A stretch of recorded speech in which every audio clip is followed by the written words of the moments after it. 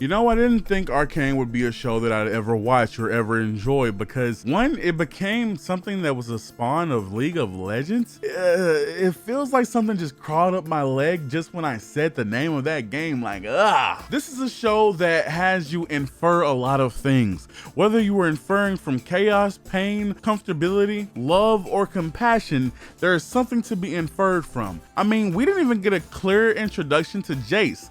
Jace was somebody that we had to kind of infer who he even was from the first episode. We learned that he was lazy because of the sandwich that he left right on his desk as he was going to work. Or it could have just might have meant that he was a busy person. I mean, dealing with work and school at the same time is very hard. But we also learned that he's a bit of a mad scientist because Powder and Violet, these two girls from the Undercity and her group of friends, are raiding his house. And they find these orbs that contain magic so volatile that when Powder misplaces one in their escape of the apartment that they're in, it blows that apartment and some of the street to fucking smithereens. It becomes apparent that this little blue-haired girl named Powder is somewhat of a jinx. Every time that she's brought onto a mission, that mission goes sour. And just like all of the other missions she's ever been on, this one goes super sour. And unfortunately for them, this shows that the Undercity is to not be trusted. And the Overcity of Piltover is now seeking the thieves that tried to steal these magic gems. Because obviously they don't want magic gems in the hands of people that just blew up their streets. I kind of, you know, respect them for that. Jace has been found out for having some unintentional magic bombs in his pocket. Obviously the school kicks him out. I mean, we don't want somebody blowing up our school, and we don't want somebody researching something so volatile that it has the potential to blow up our school. You want to work on nukes, go do it in your own damn basement. I can definitely see why they said what they said. Then we meet Silco. You see, Silco had a plan, and that plan involved crack. And I don't think anybody should take crack, but Silco here, he thinks that you should. Only thing about this crack is that it turns you into a mutant sometimes, or if you're mortally wounded or something of that nature, it just heals you sometimes. But you see, there's another person in power of the Undercity, and his name is Vander. Vander is the only person in power that really matters. Vander's ideals and Vander's identity is the only thing that has kept the Undercity from completely collapsing over into chaos.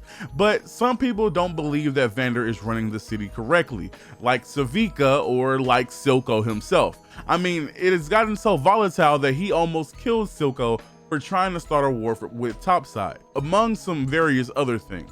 So what does Silco do to return the favor? He kidnaps him. But like I said earlier, Vander is the hope of the Undercity. Regardless of if his followers think he's doing the right thing, he has done the right thing so far. He has led so many people to a better light, and he has raised so many people to be better people. So obviously Violet and her group of friends are not gonna let Vander be hoisted off or killed or anything bad happen to Vander. Since she just blew up something, I think that it's better for Powder in this mission to stay home. I mean, her nickname is Jinx for a reason. If you bring her along, the mission is sure to fail. So they go off and they almost rescue Vander.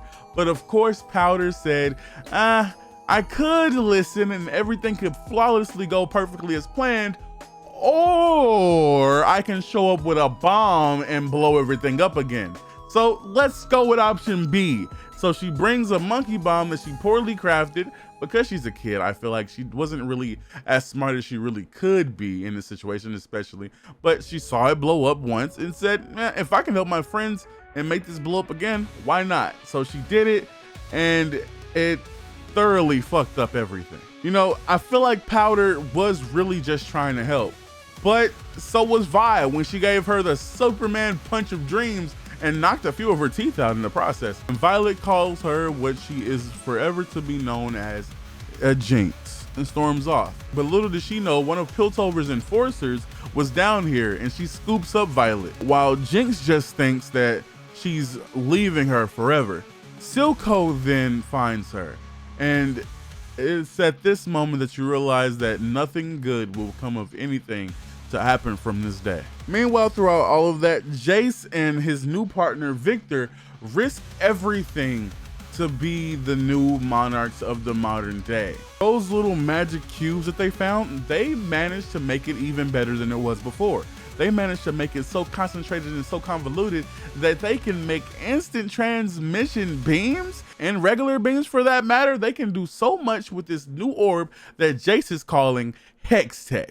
The possibilities with this stuff is endless. So obviously when Heimerdinger sees that, he says, if you guys keep on at the rate that you're going to, you'll eventually make something that'll be amazing. If you hand this out into the regular streets, a person from the Undercity or just a regular person with ill intentions will find a way to use this in a way that it's not intended to and cause chaos for everybody in the capital. But obviously Victor and Jay say, you said that this was gonna be a problem to begin with. So obviously we don't trust your decision moving forward either. So with that being said, you're a senile old muskrat that deserves his place of power to be revoked, and you don't have a place in society. I wish I was making all of that up, but that is the truth. That is what they said, and that is how they won over the council. And man, that had some crazy repercussions, but for Jace, I mean, it could not have gone better. I mean, he is the now founder of Hextech. Him being the producer of a great product like that made it so him and Victor were idolized, and he even got a place in a councilry. And he also got, ooh la la, he got one of the baddest black queens in history. What is her age? 40? She doesn't look a day older than 25. We eventually meet Caitlyn. Well, actually, I already met Caitlyn. Caitlyn was one of the people that kind of supported Jace's endeavors. She didn't openly say that because her mom is one of the counselors, but she also said, hey, if you needed help, I'm here to help you. And when the turns got tabled, she definitely needed that help. You see, Jinx has turned into somebody who's a bit of a Night City legend, and Vi is somewhere strapped down in prison. But just as they were before, the Undercity is still butting heads with the Topsiders. It's just then one of the coolest groups in animation to appear, and their name are the Firelights.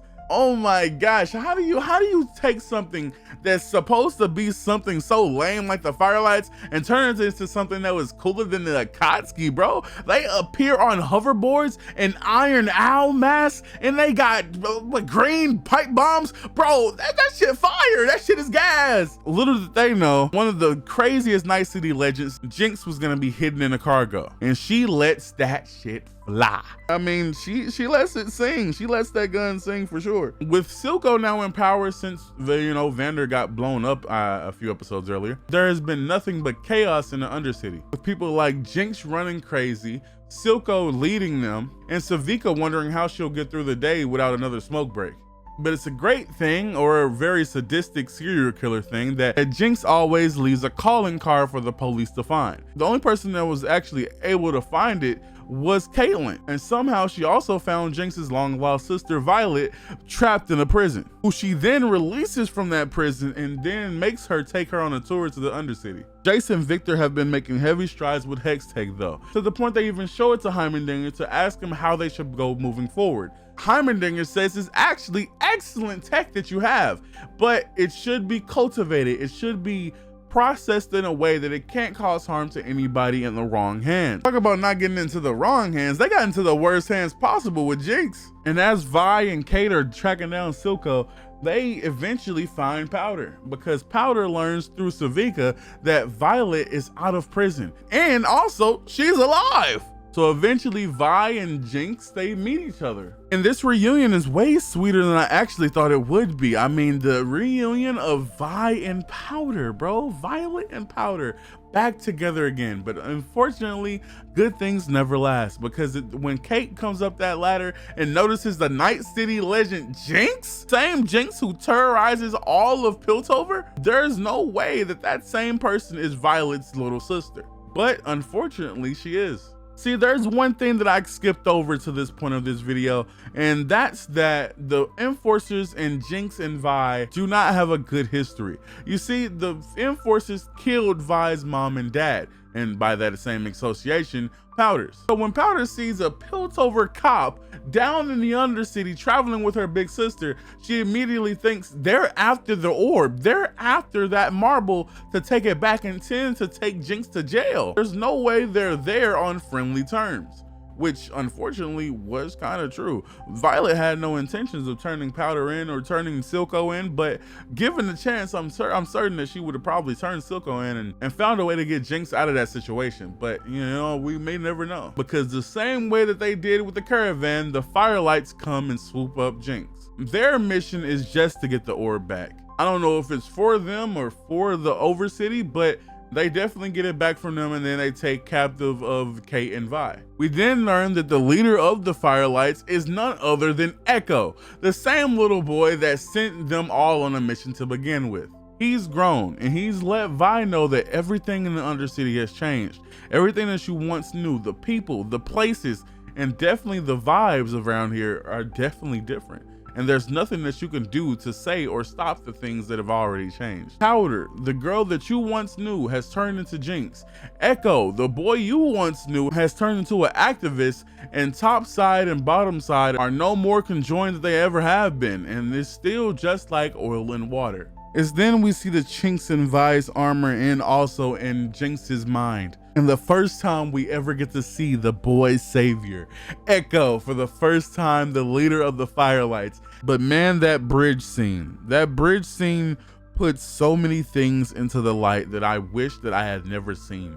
The corruption by Silco spread so deep that they immediately tried to restrain Echo, Violet, and even Caitlyn. They tried to execute Caitlyn on the spot. And that's before, you know, we found out that Echo had a master plan just in case they betrayed them and blew up that bridge to absolute smithereens. But we have to remember that that is only one person's trick, and that is Jinx's trick to the day that she dies, probably from an explosion. Today is not that day because she challenges Echo to one faithful dance, probably the most pivotal dance of Jinx's whole entire life.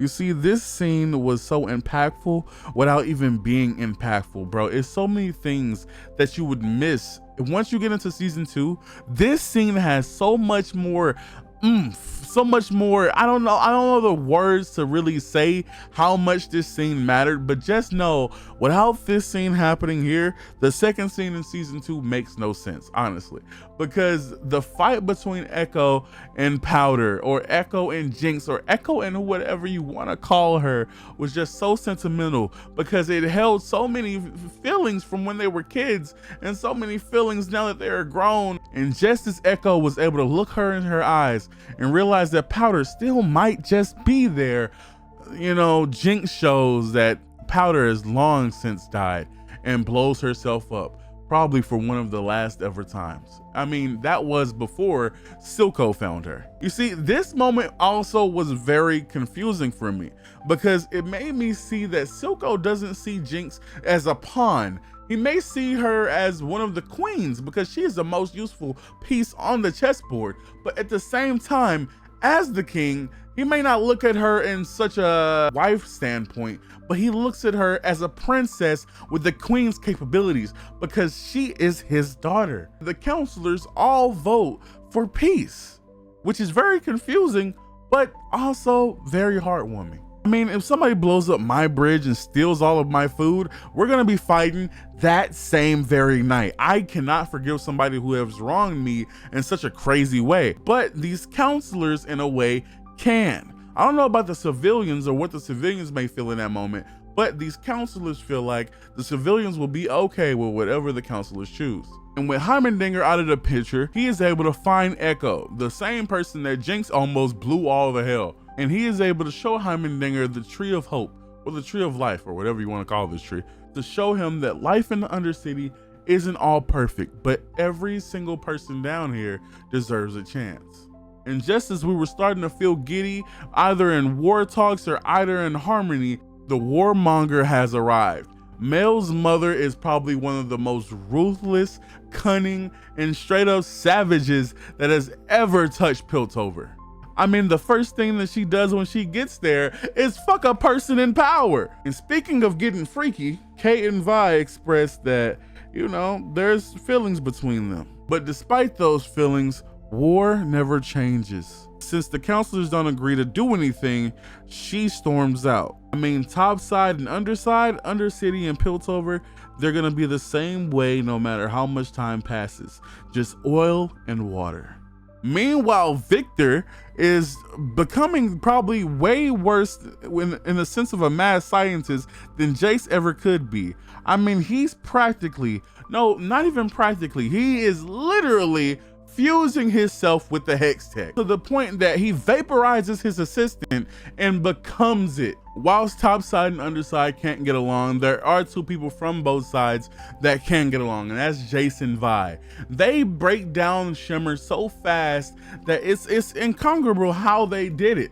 Just like Caitlyn and Vi forged an unlikely alliance, Vi and Jace are able to do the same. And just as you start thinking things are going well, Caitlyn is taking a shower, remembering everything that has happened to her so far. And just when that shower ends, you see the calling card of Jinx, and then you finally see the demon in the making. You see, this demon has heard so many things in her life that have made her Jinx. Jinx has heard that she was a Jinx to begin with, to make her into Jinx.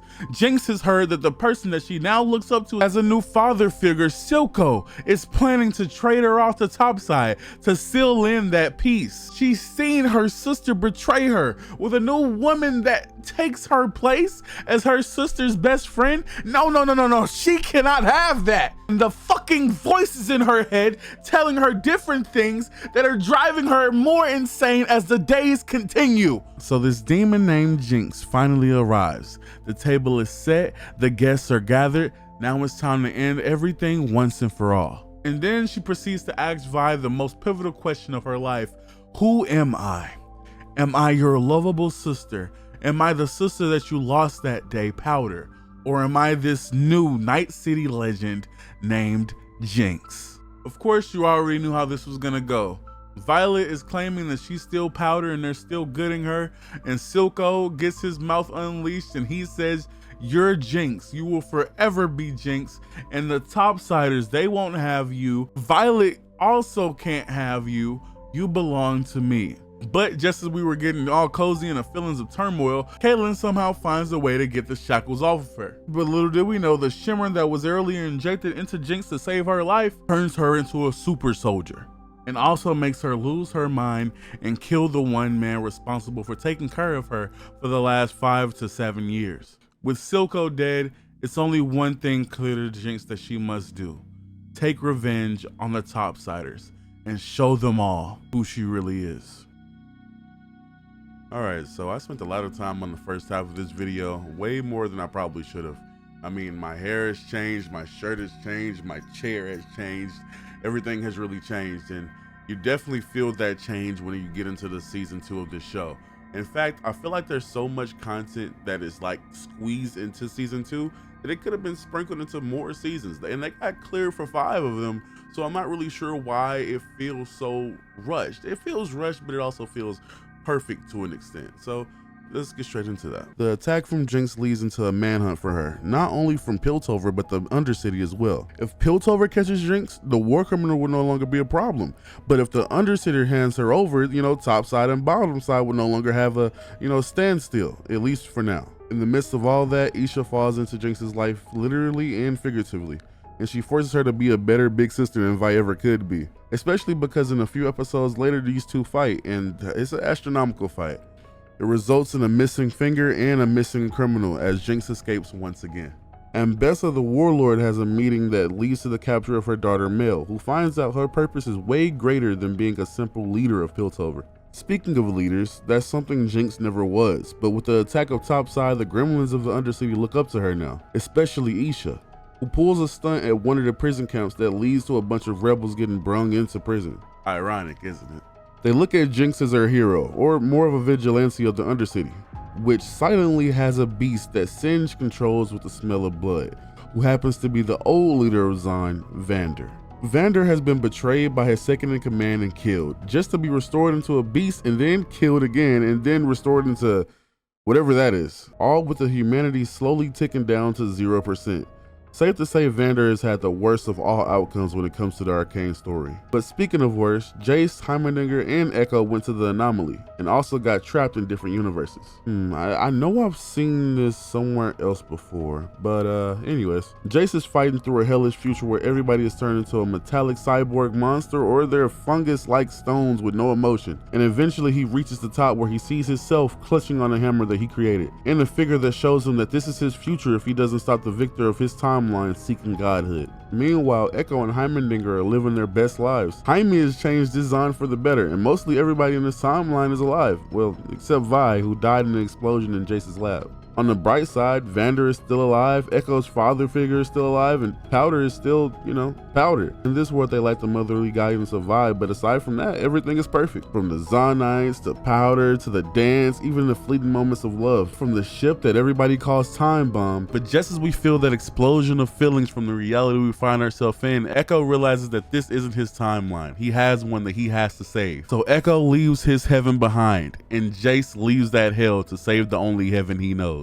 A lot has happened since Vander's progression to the Beast, or whatever that is. But in the middle of it, when he was losing himself the most, Isha makes the Iron Man play and blows herself up, which sends Jinx into a spiral where Echo finds her and talks her out of going out with a bang. And Vi starts eating her cupcake for some odd reason. Man, I'm happy I stay away from my mother for reasons like this, because if she walked in on this scene, it'd be hell to explain it. But anyways, war is upon us. Piltover versus the Godlings in Ambessa. Magic, science, power, revenge, everything ends here. The main mission for Piltover is 1. Stop Victor from reaching the Hex Gate or powering it down before he arrives. 2. Stop Ambessa and her goons. And 3. Save the world. On the other side of that coin, the main mission for the Godlings is 1. Reach the Hex Gate and take its power for themselves. 2. Overthrow the kingdom by killing everybody that stands in their way. And 3. Absolve their petty humanity and create a better and easier world by force. I think it'd be easy for Piltover since they have the numbers, but with a few hidden strings of betrayal, Ambessa takes the lead over them. But luckily, Piltover has a few connections in low places, as Mel, Time Bomb, and the Undercity come to their side to help them. Even with the death of Ambessa, Victor and the beast that Vander has become are too strong for Vi, Jinx, and Jace to handle. But luckily, the boy savior is here with the flash steel time machine that he made using time itself in the other timeline to take down Victor. As everything resolves, some people get good endings, some people get bad endings, but at the end of the day, the Arcane lives to meet us in it another time. Like I said in the beginning of this video, I don't think I'll ever play League of Legends, but Arcane definitely taught me that despite what it may have happened in the past, there's always some room in the future for you to save it. Obviously I'm no superhero. I don't have a flash time step machine. I don't have a shimmer down my spines, and nor do I want it. But it's a lot of things that I may have fucked up on in my past. And like you watching this video, maybe you fucked up on a lot of things in your past, and you want to go back in time or go back just that 4 seconds to finally change what you think you could have changed to make yourself a better person of today. I was buff at some point, and now look at me, you feel me? So I especially wish I could go back at least 4 years, start pumping some iron, and hopefully come out looking like The Rock. But sometimes things happen and you turn into who you are today. I don't think, other than that, I would go back and change everything that happened to me. Maybe it's a few things that I wish I could have changed, but at the same time, I'm super happy where I'm at, And I feel like everybody thinks that they would want to go back and change something, and maybe it would have helped you out, like that alternate timeline with Jinx and Powder and all of the other stuff where Vi dies. You can see the world that Heimerdinger chose to go down and save the Zonites, and it made that world so much better. Vi is dead, but other than that, the world is really perfect. But even still, Echo knows that he has to go back and save his timeline. And if Echo never left that timeline, it would be fucked. Victor would have won, everything would be horrible, and the timeline that Jace ends up seeing in the future, it wouldn't even matter that Jace went back to save them and kill people. He still would have lost, and because it was all out of his control, he was too powerless to stop what was going to happen, and with that being said, that's exactly how, morbidly speaking, but that's exactly how real life is.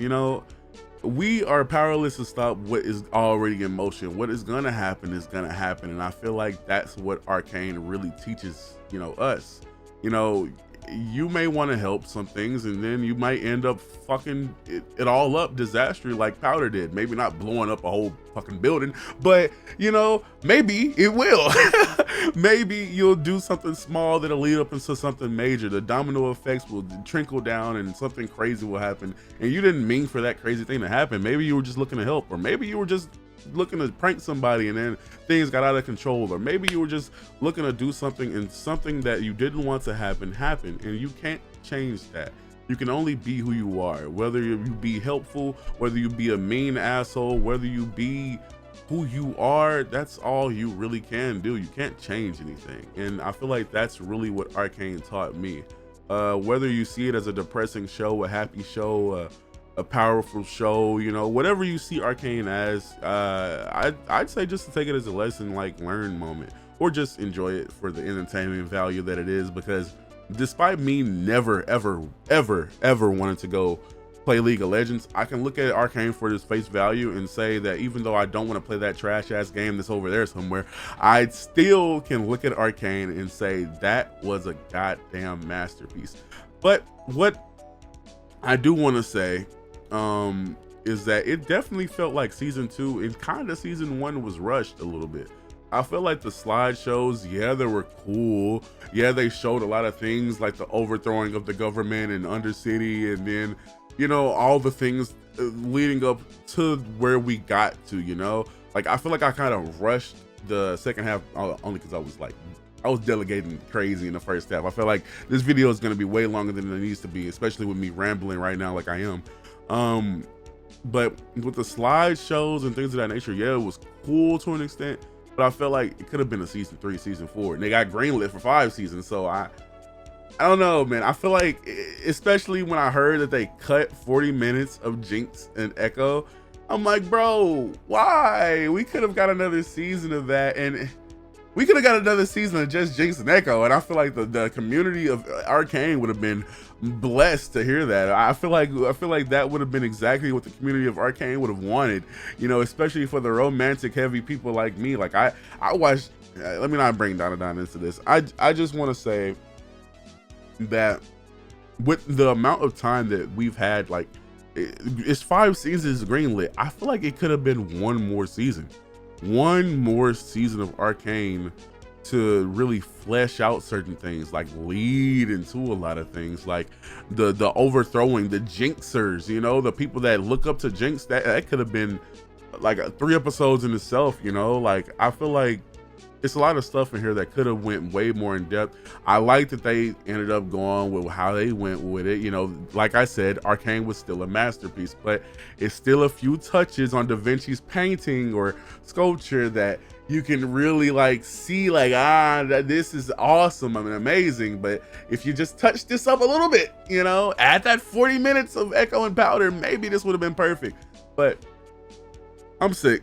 I don't need to be rambling like this is Don or ReZero or anything other things that I do. I do want to do more things besides that. That's why I'm covering Arcane, because Arcane touched me in a way that, you know, I don't really get to explain with certain other series. Like I want to cover some more series, but that's besides the point. Arcane was something different, man. And even though I normally just talk about straight anime, I feel like this animation was so godlike. It just felt like I had to talk about it. I had to cover it, and I've seen other people in my niche talk about it too, so why not me, you know? And that's pretty much it. I hope that you guys learned something from Arcane, you know, whether you're a brother, whether you're an only child, whether you're a sister. I don't know why I said it. I don't know why I split up the divide like that. Whether you're a brother, sister, only child, mom, dad, son, you know, whatever, daughter, frog, you know, whatever you are. Hopefully you can look at Arcane and gain something from it. Like I hope that you can watch this video and do the same thing. Like you can just see what you saw and just gain something from it. I hope that you can do that with whatever media you're watching, whether it be booty butt tier or whether it be as good as Arcane was. I hope that you can gain something from it. I think Arcane was amazing, but what do you guys think? Make sure you let me know down in the comments.